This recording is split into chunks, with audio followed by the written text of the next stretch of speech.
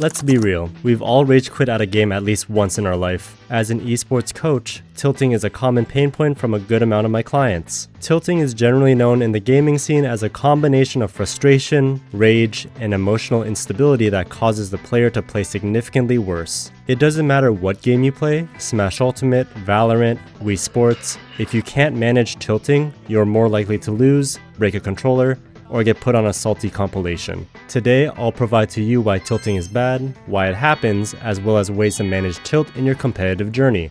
And although I'm a Smash Ultimate coach, this knowledge is transferable to any gamer with any game. So let's get into why exactly tilting is bad for you. I also get to use my psychology degree, which is kinda nice. A research article from McLinton and Pascal, titled Tilt in Esports: Understanding the Phenomenon in New Digital Contexts, explores tilt by interviewing esport industry experts, from coaches, consultants, and pro athletes to find common themes within the topic. The result is that tilt is a state of indignation and frustration, resulting in inhibited decision making. In simpler terms, it's a mix of annoyance and rage in your brain that makes you make bad decisions. So, if we allow tilting to take control, you'll begin to make worse and worse choices in-game, which can quickly snowball into a rough loss. And here's something important. Tilt is not the same as anger. You can still be angry and still play well, but when you're tilted, that emotion takes control of your decision making, and you are not able to play well. So why does tilt happen? One finding is that tilting is more common in players that have a harder time with emotional regulation. Those that tend to have higher neuroticism or tendency to experience negative emotions like stress, anxiety, or moodiness are more prone to tilting because bad outcomes like losing a stock or a game can be a trigger for tilt. And for all my neurodivergent friends watching, although emotional regulation may feel difficult, which is completely okay, there are multiple strategies that make this more manageable, including deep breathing, self-monitoring emotions, healthy lifestyle changes, and co-regulating with a close friend. I'll talk more about these strategies later in the video. The second main situation that could cause tilt could be from unexpected losses. This can be seen as losing to someone that is seated below you, losing a perceived better matchup for yourself, or losing in a surprising fashion, like a surprise 9 from a Game & Watch or an accidental misinput. The third situation that could cause tilt is being frustrated at your own decision making because you're performing below your own standard. Maybe you played really well last week at the local tournament and made it to top 8, and this week you get knocked out into losers really early, or you completely blunder a stock away. Competition is a stressful situation by nature, and when things don't go your way in a high-pressure scene, it can be easy to let tilt affect your performance. Part of knowing how to deal with tilt is learning what is causing it, and that can look different for anyone. Be self-reflective and recognize what's causing it for you, but these three situations are pretty common. In brief summary, tilting is a state of mind that hinders your decision-making, caused by a combination of your poor emotional regulation, unexpected losses, and a disappointment in your own play. Without an ability of controlling tilt, you are more likely to engage in careless judgment, spiraling your negative emotions, and toxic behaviors which all harms morale and performance. Now that we understand what tilt is and why it happens, let's go over how to handle it. Having a growth mindset over a fixed mindset is essential to keeping tilting at bay. In general, a fixed mindset is believing that your intelligence and ability are set in stone, static, and unchangeable. A growth mindset, on the other hand, is believing that ability can be developed through effort, dedication, and learning. Research have shown that those with a growth mindset have better performance in academia, enjoy challenges more, and handle stress better when compared with fixed mindset individuals. But what does that have to do with tilt?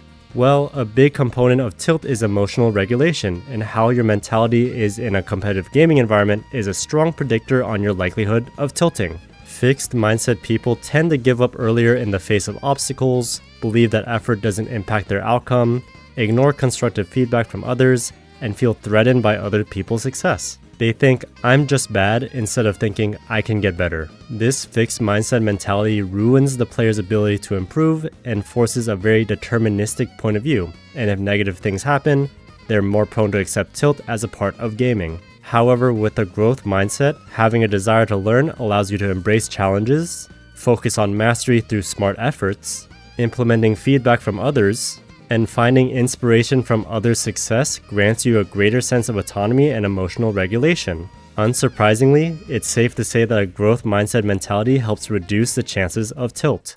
In order to build a growth mindset, there are 5 things you can do. 1. Get excited when you get to do something difficult. See it as an opportunity to grow rather than a barrier to success.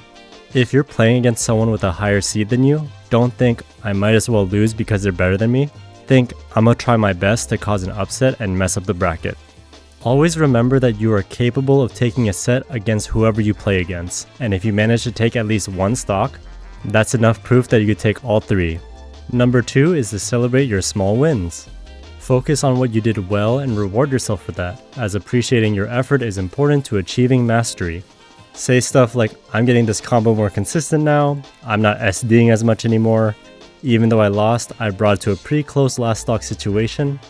Even though I went 0-2, I'm having fun at my first super major. It's good to give yourself props here and there. Number 3 is to seek knowledge. Keep on doing more research and studies to prepare for your next competition. Even as a Smash coach, there's still a lot of stuff that I've forgotten about, so I have to go back to relearn certain tech. And if you think you know everything about Smash, you don't. And if you want to learn new things about Smash, join my Discord and reach out for Smash coaching from me. Number 4 is to prioritize your intrinsic growth over your external approval. That was a lot of big words, so let me explain. If you're doing any competitive activity for the approval of your peers, you're putting a lot of unnecessary stress on yourself because you're correlating success with acceptance, which is just not the case. Instead, change your perspective on learning to shed yourself from that fear of judgment so that you can improve more freely. Make sure you're doing this for you. And lastly, number 5, build a network of growth-minded friends. I'm really grateful for my friends and past organizations that has supported me through my Smash journey. I really wouldn't be where I am today without my support group, so I am always grateful for them. And my friends are also growth-minded individuals, so of course we're kind of feeding off each other's energy of like wanting to improve and wanting a little bit more. Most esport orgs have multiple members that share the same goal of improvement, and these communities also have coaches that promote this type of behavior. You are the combination of your 5 closest friends, so if your friends are growth-minded, it'll be easier to develop this type of mentality. Now let's talk about SMART is an acronym for specific, measurable, attainable, relevant, and time-bound. I want to focus more on the attainable part just because tilt tends to happen when the outcome of a situation is not what the player expects. The player's expectation could be extremely unachievable, almost delusional for a lack of better terms.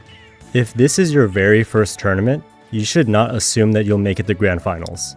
Another common delusion I've heard is an entitlement to winning. If your opponent is seated below you, that does not mean it's a free win. You still have to play the game and resolve the match.